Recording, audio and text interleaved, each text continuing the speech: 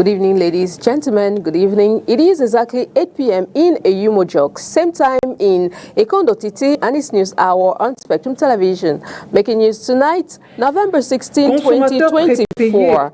Following the adjustment of the pricing framework of electricity consumption rates established by the Electricity Sector Regulatory Agency back in 2012, many have thought it an increase in the electricity consumption prices. The Electricity Sector Regulatory Agency has given a press conference in Douala yesterday in order to clear this misunderstanding. We shall be shining the light on these issues in this news edition. The stories in full and more will be brought to you right ahead. Good evening, ladies. Good evening, gentlemen. Thanks for joining in on the 8 p.m. Bilingual Primetime Newscast on your TV, Spectrum Television. I will dive straight into the full stories on tonight's edition, and it is in the French language with Oriane Donkeng. Bonsoir, Oriane. Bonsoir, Christelle Assec. Mesdames et messieurs, bonsoir et bienvenue au journal. Comme annoncé en titre, on parle énergie électrique. Le client, désormais, acteur de son propre budget. Le concessionnaire exclusif du service de distribution de l'électricité au Cameroun a échangé ce vendredi 15 novembre 2024 avec la presse. Au menu, l'harmonisation des tarifs des consommations, une décision de l'Agence de régulation du secteur de l'électricité Arcel. Reportage. Consommateurs prépayés et post-payés, vous êtes désormais logés à la même enseigne. Équité, transparence, simplicité. C'est le triptyque sur lequel s'appuie le concessionnaire exclusif du service de distribution de l'électricité au Cameroun pour justifier l'harmonisation des prix des consommateurs. Il ne s'agit donc pas d'une augmentation du prix du kilowatt. Ce que je conseillerais à tous les clients prépayés, c'est de lire le tarif de 2012. Et lorsqu'ils ont lu le tarif, nous avons notre guide prépayé en ligne, ils doivent se poser la question, quelle est mon activité ? Est-ce que j'utilise l'électricité comme ménage? Est-ce que j'utilise l'électricité comme commerce? Ça, c'est la première question. Donc, ensuite, maintenant, quelle est ma moyenne de consommation mensuelle? Il doit savoir, sur la base de ses achats, quelle est sa moyenne de consommation. Ici, un petit calcul s'impose. Il a son interface à la maison, où s'il fait 820, ça lui permet de savoir quel est le tarif, quel est l'achat qu'il a fait le mois dernier. Bon, maintenant, s'il fait 821, il retrouve celui d'il y a 2 mois. 822, celui d'il y a 3 mois, ainsi de suite, jusqu'à ce qu'il soit à 6 mois. Quand il additionne tout, il divise par 6, il va normalement avoir sa moyenne de consommation. S'il a sa moyenne de consommation, s'il est de 0 à 110, il sait que, normalement, il est celui à qui le tarif de 50 francs le kilowattheure va être appliqué. Par contre, si au lieu d'être de 0 à 110, il est plutôt entre 111 et 400, on sait déjà aussi qu'à celui-là, on va appliquer 79 francs, sans TVA jusqu'à 220 et avec TVA après 220, ainsi de suite. L'Agence de régulation du secteur de l'électricité a en effet relevé des disparités entre les tarifs appliqués aux clients prépayés et ceux des clients post-payés, précisément les tranches de facturation, le système de tarification et le coût moyen unitaire du kilowatt d'énergie. L'Arcel a demandé une uniformisation des tarifs, laquelle a pris effet le 1er novembre dernier. Face aux incompréhensions des consommateurs, l'organe de distribution de l'électricité a donné une conférence de presse ce vendredi 15 novembre 2024 à son siège ici à Douala. Et je vous propose à présent d'écouter le docteur Ebenezer Tedjouan. Il revient ici sur quelques points à retenir de cet échange. Il est au micro de Landrius. Le take-home message, comme l'anglais dit, c'est-à-dire le message à retenir, c'est que le client devient acteur de son propre budget en matière de consommation d'électricité. Comme j'ai l'habitude de dire, lorsque vous avez quelqu'un qui paye pour vous des factures avant que vous veniez lui rembourser, la tendance pour vous, c'est de vous oublier. Mais lorsque vous devez commencer à payer vous-même dès le premier kilowattheure, vous êtes obligé de surveiller votre consommation. Maintenant, je surveille ma consommation en m'assurant que j'adopte donc des bons comportements en matière d'économie d'énergie. Je ne laisse pas une pièce allumée, je n'achète pas un congélateur qui est plutôt énergivore, ainsi de suite. Je ne règle pas mon climatiseur, par exemple, à 20, lorsque la température extérieure est à 30, je reste, par exemple, à 26, en sachant que l'effort que je vais imposer au moteur de mon congélateur, ce sera simplement qu'il convertisse la température intérieure de 30 à 26. Là, ça me permet de réduire ma consommation. Et lorsque je réduis ma consommation, si j'étais par exemple dans la tranche entre 111 et 400 où on m'appliquait 79, je vais me retrouver dans la bonne tranche où je suis le chouchou de l'État, c'est-à-dire où je paye le tarif social de 50 et où on ne m'applique pas de TVA. Move to enhance public safety, the officials of the Littoral region have imposed a ban on motorbike taxis in the Bonanjo neighborhood. This decision, however controversial, aims to create rising violence and to curb rising violence and restore serenity in the bustling neighborhood. But this has left many residents and drivers grappling with the implications of this decision. Onila Donet with details. Bonanjo, Bali and Bonapriso remains restricted zones for commercial motorbike riders. Despite these some riders continue to violate the regulations. In response, the Douala Urban Council has deployed municipal police to enforce law and order. We started with sensitization, but we noticed that commercial bike riders, every time we requested them to stay off restricted areas, they forced on in numbers. Now we have moved to repression. The city mayor has installed billboards at the level of the cathedral. There are billboards to restrict commercial bike riders from circulating in Bonanjo. We've installed billboards at the level of each entrance into Bonanjo. La plaque est aussi au pied de la colline. On a mis ces plaques pour interdire aux motos de circuler ici. Only taxi and personal vehicles are permitted in this area, and all vehicles must possess specific documentation. Pour avoir accès dans la zone de Bonanjo, to have access, you need to have an insurance, driver's license, car registration document. You need to photocopy these items and deposit them at the mail services of the Douala Urban Council or the Governor's Office or the Senior Divisional Officer's Office to request for authorization to circulate. You precise the job you're doing in Bonanjo. You'll be given a receipt which you can use before getting a document to freely circulate.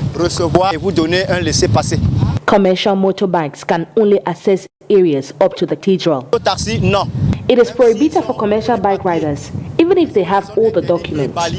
They are prohibited from circulating in Bali, in Bonapriso, in Bonanjo. They should not try.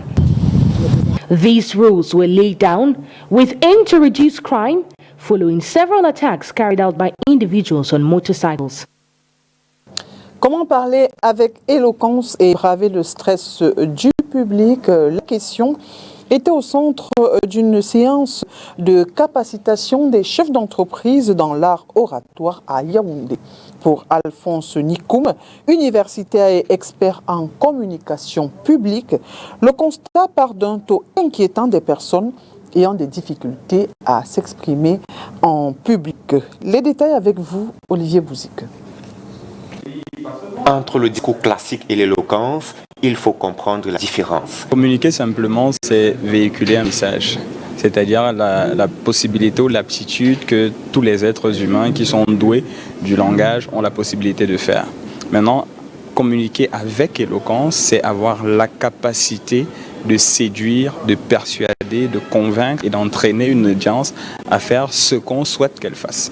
On rentre un peu dans la manipulation parce que lorsque le message est bien dit, il a ce pouvoir-là d'amener celui qui l'écoute à faire ce qu'on attend de lui. Bien parler, c'est un art. La maîtrise de l'art oratoire, toute une école que plusieurs n'arrivent pas à cerner. C'est-à-dire tu communiques avec ta cible, mais le problème c'est qu'ils ne sont pas tous compétents dans la gestion de cette information-là. Et comme j'aime bien le dire, mal communiquer est pire que ne pas communiquer. Ce matin, nous avons appris qu'être éloquent, c'est se positionner à un style de langage qui sort du classique, qui davantage me permettra de me positionner à une autre dimension lorsque je veux prendre la parole en public. Pour la première édition de cette masterclass structurée en plusieurs modules édifiants, l'ambition est de transmettre impérativement le virus de l'art oratoire. Et pas seulement. Le besoin, il est présent. Et cette fois-ci, nous nous sommes concentrés sur les chefs d'entreprise, les entrepreneurs, histoire de les outiller. Parce qu'eux, ils sont déjà dans la pratique. Mais une fois que cela sera fait, tant à Yaoundé, à Douala et dans les autres villes, et même en ligne, nous entrevoyons des formations auprès des étudiants. Donc, savoir se présenter, savoir se vendre, savoir négocier une affaire, toutes ces différentes parties seront traitées dans les prochaines séries de nos masterclass. Les publics des 9 autres régions sont ciblés dans le cadre de cette série de masterclass Éloquence. En culture, la 13e édition du Douala Music Art Festival s'est ouverte ce jeudi 14 novembre 2024. C'est du côté de Bonamoussadi. Nous sommes là dans le 5e arrondissement de la ville de Douala. Pendant 4 jours, des artistes musiciens nationaux et internationaux, toutes générations confondues, se succéderont sur les grandes scènes qui se trouvent sur le site installé au stade annexe de Bonamoussadi pour le plus grand plaisir des festivaliers qui ont déjà commencé à se rendre sur place. Henri Ngui.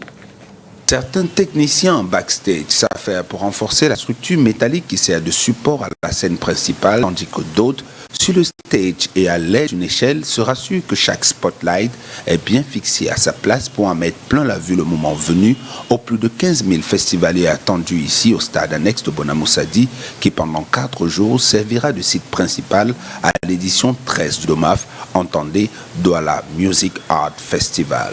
Et si on parle de site principal, c'est parce que le festival en 13 années n'a pas cessé de se développer et depuis l'édition 12, il est passé à mode démocratisation des sites et des scènes avec 5 quartiers différents de la ville de Douala pour l'édition 13. Il y a une scène à Japoma, il y a une scène à Bepanda, il y a une scène à Komando et la grosse scène à Bonamoussadi. Donc on est sur 5 différents sites dans la ville de Douala parce qu'on a une scène un peu partout dans les quartiers. On a une scène à kilomètre 14. Le challenge est grand et le public de Douala, fidèle depuis la première heure, se veut de plus en plus exigeant. Alors ici, aucun détail n'est laissé au hasard et c'est ce sens du détail qui a fait la réputation du DOMAF au fil des années. On a plus de notoriété, le festival est plus connu, le festival a un public beaucoup plus fidèle, qui sait déjà à quoi s'attendre quand il vient sur le site. Parce que demain c'est hier et que le pied de derrière suit toujours celui de devant, le DOMAF se veut être depuis quelques éditions maintenant une plateforme de transmission intergénérationnelle du savoir culturel ancestral. Ça vient d'une réflexion qu'on a eue avec Zietoko, où on s'est dit que il n'y a pas assez de mélange entre l'ancienne génération et la nouvelle génération. On a une grosse ancienne génération de musique au Cameroun qui est reconnue internationalement. Il y a une époque où la musique camerounaise a contrôlé l'Afrique francophone et même une partie de l'Afrique anglophone. Moi, j'étais au Nigeria. Au Nigeria, à Lagos, à Calabar, les gens connaissent Petit Pays.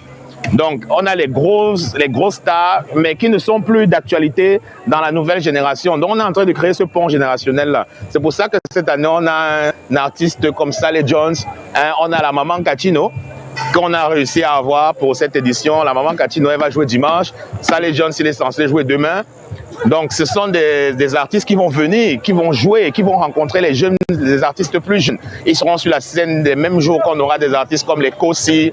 Et aujourd'hui, par exemple, on a Chris M. C'est des artistes qui doivent se rencontrer, qui doivent créer des liens, qui doivent travailler ensemble. La 13e édition du DOMAF, qui s'est ouverte ce jeudi 13 novembre 2024, se poursuit jusqu'au dimanche 17. En art visuel, art graphique et art du spectacle, les nombreux festivaliers qui ont commencé à investir le site de Bonamoussadi n'ont que trop l'embarras du choix, du son et des pas de danse qui vont avec.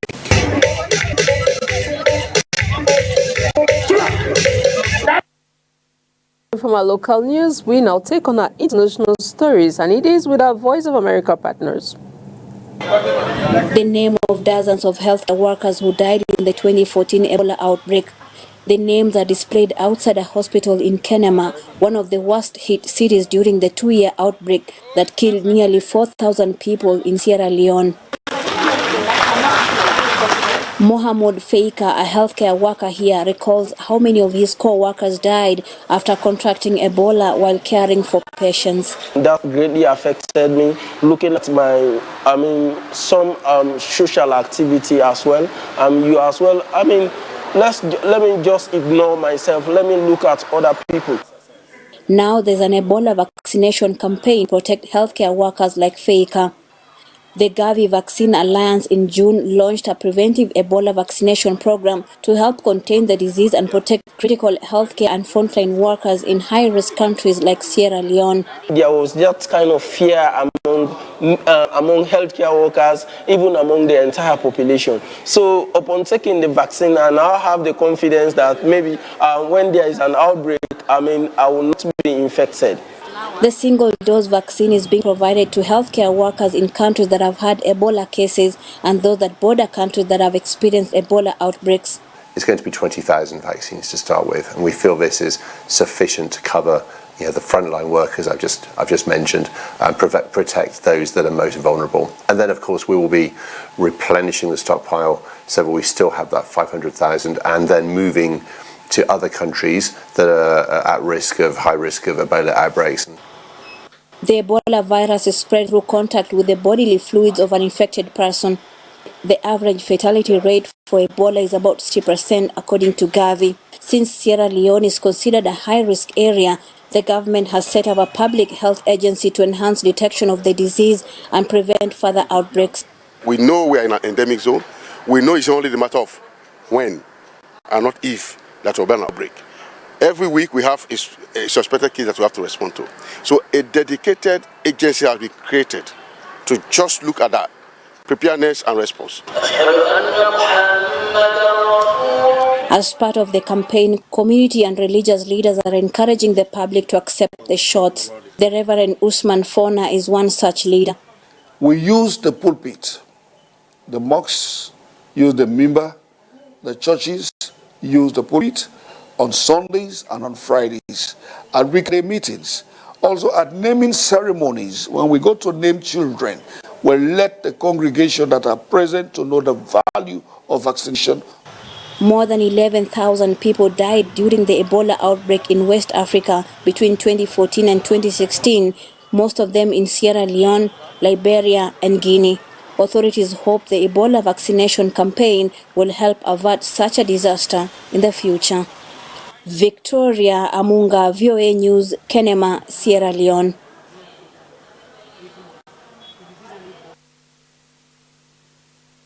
And that's the package we put together for you on tonight's news edition. Ladies and gentlemen, thanks for watching. Do enjoy the rest of your evening in company of very interesting programs on Spectrum Television. Good night. Good night to you, Oriana. Bonne soirée à vous, Christelle. Merci d'avoir été de notre bon week-end en compagnie des programmes de Spectrum Télévision.